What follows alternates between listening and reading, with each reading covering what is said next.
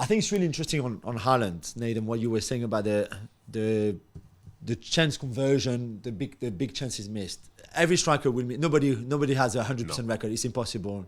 Not Cristiano, not Messi, not Kylian, not Haaland, nobody. He has scored 50 of 41.5 XG. I looked it up this morning. So he's slightly above what you would expect him to score, but not. Yeah. It's not something not sustainable or anything like that. He had 170 shots for those 50 goals. Only 10 of them were outside of the box. So clearly, which again, there's nothing new in here. We know this. He will be there in the box when the ball comes in from a Ake at the weekend, from a Grealish cross, from a Bernardo ball, from a Foden, anything. He has 0.24 XG per shot. I don't think people realize, which means that, okay, he might be in a very good position because this was City do. They are the best team in the world, so they would create quality chances for him. Not like if he was a Sheffield United striker. No offense to Sheffield United, but do you see what I mean? Mm-hmm. However, every time the ball leaves his foot, he's got one chance out of four to actually go in. And, he should go in. Yeah. It's great. It's remarkable. Yeah, it is very, very remarkable. And, a lot of it could go down to, say, the delivery and the play to get to that point. But then there's something about him, how he creates opportunity as well. Like the goal against Liverpool, it's a great first touch and an instant finish. Yeah. And he has that about him. He's got this ability, I think, as we saw a couple of weeks ago in the Manchester derby, where he puts himself into the right areas. And I think what works well as well from a City standpoint is the other players, even though they were very good at playing without a 9, and then obviously the years when they played with Aguero as well, they're good at seeing, well, if Haaland goes to the back, I'm going to go to the front, and that person going to the front draws someone else. Yeah. So then they can have the opportunity to have him in the dangerous areas with a matchup that maybe he likes. But he's got a certain level of instinct in terms of how he plays, which you can't necessarily coach. You could say to someone, just try and put yourself in this area, but he seems to be in the right area all the time. And it's an interesting one because he has had a lot of shots and he scored a lot of goals, but he has missed a lot of chances. Yeah. But I think that's something that he can refine because I think the comparison now, say Harry Kane scoring a lot of goals, but I think Harry Kane's conversion rate's just a little bit higher. Yeah, it is. It's a bit technically better, but then he's also 7-8 years older. Yeah. So I'm all for a player that's that young that can create those opportunities for themselves and has that desire. Their head doesn't go down. You get frustrated if he misses some. But he carries on. He has that drive. Yeah. And I think some people sort of cave in when they don't score some big chances. But he knows they're going to be more to come. And I'm sure he's working day in, day out to make sure he takes them. If we look at the goal again, Alisson has the ball actually in his hands, looking to play quickly to Salah, almost a diagonal that we've seen them playing. So this is clearly something that they work on in training because for years and years they do it. Yeah, they do it. So the first surprise, I guess, is that Alisson miskicks the ball, flukes the ball completely, right? As a defender then, if you're from the right, so if you're Trent, Matip, Van Dijk and Tsimikas, in your head, when Alisson has the ball, you know exactly what's going to happen, right? Mm-hmm. You know he's going to play long to Salah, so you know that transition coming. Up. So your mindset is what? Your mindset is let's push up, right? Let's get out quickly. Yeah. So then you see that the ball goes actually to Nathan Ake. Do you have to then readjust very quickly on what your first thought, your mind was telling you to do first? I think that's a good question. Because just before you go, it looked like they're in a good position. All of them are 4, and yet neither Matip or Van Dijk picks up Haaland, who has the time to. It's a great ball by Ake. Don't get me wrong, but in a way, it's easy for Haaland between Matip and Van Dijk to go and finish. So is it because they had to change their mind about we're going to attack now? Oh no, actually we're not. Yeah, I think transitions themselves can be quite tough to defend against sometimes because not everyone instinctively just puts themselves in the exact right position for that particular moment. And then as well, the stuff that's subconscious, a ball drop into Nathan Ake feels different to a ball drop into Jeremy Doku. Yes. And it's not to disrespect Nathan Ake because he can do it like we saw him do it. Yeah. But it's different. There's a sense of alarm and sense of urgency. That's why when some people get the ball, 2 people fly over for a 2v1. But other times it's like, no, it's okay, I've got this, leave me 1v1. And I think they did get caught out in that moment. But then that's something that, say, always goes against defenders in some manner because attackers, more often than not, you can't necessarily just stand by them all the time. And in transition, some can really benefit. I think an example really, in sort of a loose transition, you see Anthony Gordon's run that led to, I think, his goal. He makes he's not being marked by someone, then he's free to make a run, and he makes the run and go and does what he does. I think that's the nature of defending sometimes. You can't necessarily always be touch tight, but you can do better. And I think for them, they'll look at that goal and say it was probably preventable from the initial kick from Ederson to the fact that, as I say, Haaland's able to put himself in a position to affect you. I find it really strange, however, that Van Dijk and Matip can let Haaland with that much space on the edge of their own box. Yeah. Regarding on where the ball is coming from, where the... It's communication. Communication. There's also, to go back to what you were saying earlier about Haaland not just opening spaces for others, but Julian Alvarez is actually quite close on the edge of the box to Haaland. And part of me is thinking maybe Van Dijk, maybe Alvarez should have been picked up by a midfielders. So a McAllister Maybe. or Jones, maybe. So then maybe if you're Van Dijk and I can see you and Van Dijk can see Haaland in front of him, can see Ake there and can see Alvarez in the corner of his eye. So he's got, which is very difficult, but he's one of the best defenders in the world. So, but surely he should read the priority, which is not Alvarez here, but the ball might come from Ake, even if it's a piece of skill that we're not really used to seeing Ake doing. It's possible. So here it is. I can't leave Haaland. And then by the time he reacts, it's too late. The ball is in the back of the net. It's true. I think when it comes down to defending, there's lots of games of cat and mouse. And is this the right person to go to, or is that the right person to go to? And I think when you play against City and some of these better sides, they always ask you those questions. But one thing you can't do is do nothing. Yeah. You know, I think that's the danger. If you end up being passive, then you've got no involvement in the game. I remember years and years and years ago, I was like, when I was playing, I thought I was defending, and everyone else was running around, and someone said, "Oh, come on, what are you doing? Find someone." And it reminded me, because I thought I was in a good position. Find someone to mark. Find someone to go and mark. Because then I realised I wasn't actually doing anything. I felt like I was in control of a situation. But there's no situation to control. Are you affecting the opposition in decision making? If the answer is no, then you're doing nothing. If you are closer to Haaland and you're tight to him, maybe they won't try and play in the ball. If you drop off loads, maybe they'll play in the ball short and it's not as dangerous. We have to engage, but again, football's one of those things. There's so many there are more mistakes made than we think, but more often than not, because you don't get punished, nobody sees it, nobody notices it, and you can move on and feel like everything's fine. And like Alisson, for example, if that wasn't a goal, we wouldn't even remember the fact that he just kicked one. But I know exactly where you're coming from now. So we said Liverpool showed character to come back, to stay. To be fair, to stay in the game in the first place. They had a couple of scares because Alisson also had that poor ball. Yeah. That Foden got in the first half at 0-0. That probably should have been a goal for City. Yep. They had some chances. Darwin missed the header, especially in that first half. Yep. Where do you stand on Darwin's progression, in the sense that his second seasons have always been better than the first ones at Benfica, Almeria before. This is his second season. Sometimes you see him, you want to believe that he's not far from like being the kind of Erling Haaland of Liverpool. Yeah. And yes, sometimes you see some of the misses that the chances that he misses, or the touches that he misses as well. Yeah. And you think, wow, okay. I think with Darwin, you see his ceiling and you know what he can do. And that's the thing that's really exciting, because it feels like there aren't many players like him with his speed, with, say, the game against Newcastle, where he came off the bench. And those were two amazing finishes. And I thought, well, if I was a Newcastle player, I wouldn't want to see him coming on the field towards the end of a game, because he's going to stretch it. He's got the link-up play. He's got a level of finesse, but then he's also got a hint of sloppiness in him. And that isn't the type of stuff that you need when you're seeing teams who are trying to push for a league title, because everything from front to back needs to be clean. It needs to be trustworthy. It needs to be the right person in the right moment.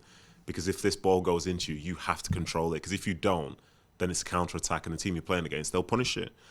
So I'm still a believer in him, but then I don't know if he's going to be a guaranteed starter, because he wasn't at the start of the season. No, he wasn't. And as time passes, with, say, Luis Diaz's situation being better now, and Jota being a really good player as well, who can play through the middle. I think it asks a question, but I think what Liverpool have here, in my opinion, with Klopp as well, is they have a front three, or say front three. You've obviously got Salah, who's going to play every single game, but he's got a variability of his strike force, because he could bring in Gakpo, he could bring in Jota, could bring in Luis Diaz, he could bring in Nunez. And whatever the game needs, whether it's a game where it gets stretched in behind, Darwin Nunez is the perfect person for Liverpool. But some of the shorter stuff, I'd go otherwise. So you mentioned that Pep didn't make any changes, which is not the first time, won't be the last one. He feels, and he said it many times, that when his team is in control, what would you change something, right? Fair enough. Klopp, on the other hand, changed 5 of the front 6. So if you are the 3 midfielders, McAllister, Szoboszlai, and Curtis Jones all started, didn't finish the game. And then of the front three themselves, Darwin and Jota didn't finish. Only Salah finished the game, basically. Okay. When I see a Gravenberch coming off the bench for Liverpool, I was like, okay, because he's a profile that that nobody else really has in terms of breaking the line, running with the ball. He's so strong, he's so good technically. I'm like, wow, okay. I don't know if it's better to have him from the start or to have him coming on for the last half hour or so. But I thought that club substitutions, and maybe they are always going to make an impact because Gakpo is really good. Yeah.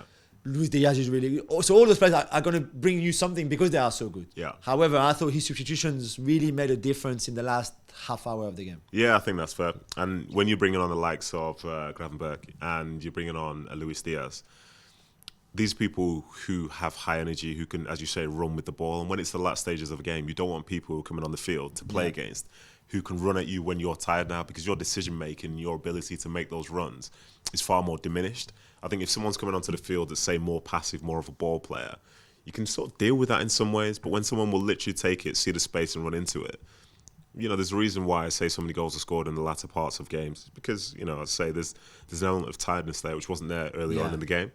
And those were good substitutions, and I think that's what Liverpool have with the people they have available. Obviously, they've got like Bajcetic and Thiago and other people to come back in, and Andy Robertson as well. Yeah. But again, that was my concern from a City perspective about Liverpool, because I saw the starting 11 and I saw that they could make changes. Whereas for City, to spin it to them... Yeah, that bench was not as strong. So they were missing Kovacic, Nunez, Grealish. If you're going to play long-term, we'll say De Bruyne as well. And then those are key players in terms of style of play and a functional change. John Stones was on the bench, but nobody makes a change for a centre-back just for the sake of it in a game. So then you're looking at Rico Lewis. No one's going to make that change. You've got Vardiol, he was obviously very good, but again, you're doing it for the sake of doing it. So the only person that comes in potentially would be Rico Lewis to maybe go into midfield, but is that instead of Rodri? Would that be instead of Alvarez? Would that be instead of Bernardo Silva? Probably not. And I think in some ways it showed that they are kind of stretched right now, because I'm sure we'll talk about Doku at some point. Yeah. But Doku knowing that Grealish is on the bench, or Doku on the bench knowing Grealish is on the pitch, gives you a different Doku. Oh, 100%. And it gives a different challenge to whoever's playing fullback against them. But when you know that if you take off Doku, you're going to bring on someone like an Oscar Bob, who's obviously a very good player. Yeah. But he's never played this moment. He's not played the biggest rival over the last 6-7 years. So it's different. It's different, Just before we talk about Doku, let's talk about Trent, because he always feels those City games for Trent and Liverpool are always quite special. Grealish destroyed him last season, I think it's fair to say. A lot of people, I think, make fun is maybe a bit too strong, but we saw a lot of the men. About the Doku with Trent. Yeah. So for him to... Okay, at times he struggled against Doku's pace and skill rate, all of that, no doubt.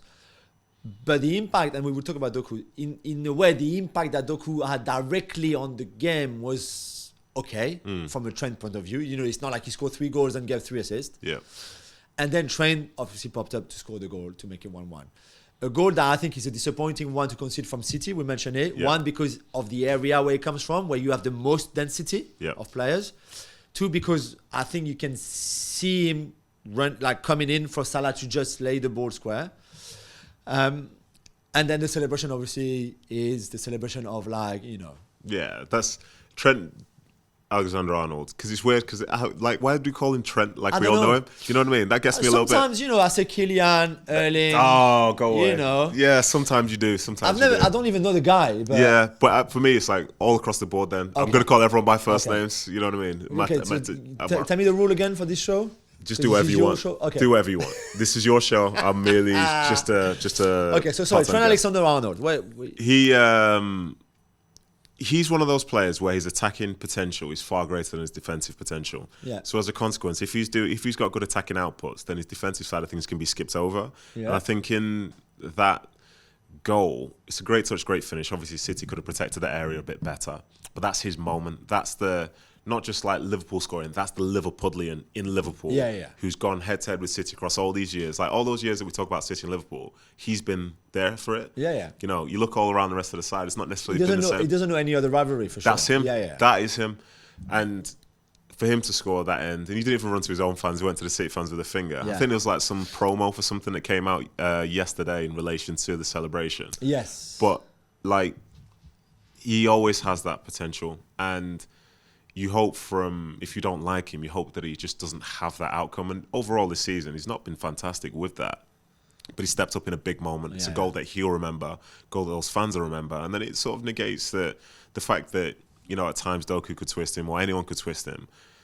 And the thing for me, I don't think he can't defend. I think a lot of defending comes down to desire. And sometimes he doesn't seem to always like it. Yeah, which is a weird thing considering football is such a two-way sport. Yeah. But yeah, he can do enough, and if he does enough, then he has the opportunity to do some of the things that he does in attack, which no other people can really do. And I think the freedom he has and the relationship he has with Salah means he's always going to be part of the game, no matter how he's doing defensively. Yeah, that's a fair point. Which is it's a very privileged position to be in. But then he's one of the best talents that sort of England have had in a very long time. But it's nice when you can just be an attacking fullback and not have to worry about anything else. That's true. So let's get to Jeremy Doku now, especially with the Trent Alexander-Arnold angle. Listen, I'm just saying, for some fine. reason, all of a sudden it's just one word, Trent. Sometimes I don't even think about it, Listen, it's because you've been brainwashed. Everyone does the same thing. Because I think I want to be Trent's friend, and he's not my friend yet. But you never know. Maybe go away. You better. Because before the game, which is a very obvious one to say, if you look at the key matchup, like we always do, collectively and individually, the one that came up massively, of course, would be the one Alexander-Arnold against Doku. Yeah. Maybe more than a Foden against Tsimikas, although that was a big battle. Yeah. But it came to Trent Alexander-Arnold and Jeremy Doku. Doku's numbers are incredible for this game. Okay, I think we had this discussion before, and I said to you, I still don't think he's ready yet for those big games, as we saw against Chelsea, in the sense that Pep lacks control, wants control from his players all around the pitch. And right now, he doesn't give you control. He gives you, give me the ball, I go straight at you. I'm an old school winger in many respects. Yep. Well, I go one-on-one, and then I do my dribbling, and then I think about what I'm going to do. However, saying that, Grealish was not there, so Doku was always going to start. I still believe that Grealish would have started the game had he been fit. I think that. As long as you have the opportunity, you can get better. I think his end product and stuff will improve. The more he understands the way the manager wants him to play, he'll still end up in those same areas, but maybe the decision-making will be different. Maybe when he understands his teammates a bit more, that'll be different. So I think it shows that there is a lot of potential to get better. If he was a player that never made it into the opponent's area, and he's just very, very passive, then you say, well, what is he? Who's he going to be? But as you see him, there's no way this is the finished version of Jeremy Doku, especially while he's at Man City and he's been there for 2 months. Yeah. So I'm optimistic about him, and I think even though the word's not raw, but he's different. He's different to the way they play. And for example, there was in the build-up of the game on English radio, there was a discussion, which is a fair one, about does he need a bit of time to adapt to Pep's style of football? I think so. Of City. But then I look again at the rest of the stat. He recovered the ball 6 times in the game against Liverpool, right? Trust me, of all the time that I saw him at Rennes, which was a lot, recovering the ball was not what he was doing, okay? All the dribbling, the pace that you want, the creativity that you want, but recovering the ball, never. On the game on Saturday, the only player who recovered the ball more than him was Rodri, which is his job anyway, and he's very good at it. Akanji had 6, like Doku. So Doku is your second top player for ball recoveries in a game of this caliber after being in the country for 5 minutes. Yeah. So for me, in a way, and I think Doku is a very intelligent kid. He comes from a very big football family in the sense that I think his brothers are probably even better than him technically, right? But for him to already have grasped the sense of when I don't have the ball or when I lose the ball, my job is not just to do nothing. I find it really... So I think Pep has already changed him in a way. Yeah, I think so. And I'm glad that you've mentioned those stats because it is a two-way game, Yeah, and for City, for Liverpool, stuff like this, you have to be doing something, even if it's just being in the right area. You don't have to be great about winning the ball back every time, but make the opposition have to do something to try and get the ball past you. Yeah. And I like the fact he's done that, but it doesn't surprise me because if he wasn't doing it, tell you what, he wouldn't be playing. Even this game on the weekend, even though Grealish was out, if he wasn't doing it, they would have found someone else to play over there. Yeah, definitely. Just to finish on that, I wanted a word from you on Ederson. The guy, man. So I was thinking about it yesterday when we were both together in Manchester. I think Ederson, who cannot play on the field because he just doesn't have he's never trained as an outfielder. It's different, So physically he could not, couldn't. Yeah. But I still, in terms of passing, purely passing, just don't think about running or anything. I think he's probably better than 75% of the league. More. Easily. More, you think that? More. Because he has the technical ability, but he has the mental capacity to try it as well and to do it. There are some passes that players see which they won't try and play. But for him, he sees it, he plays it, and more often than not, it's the right pass.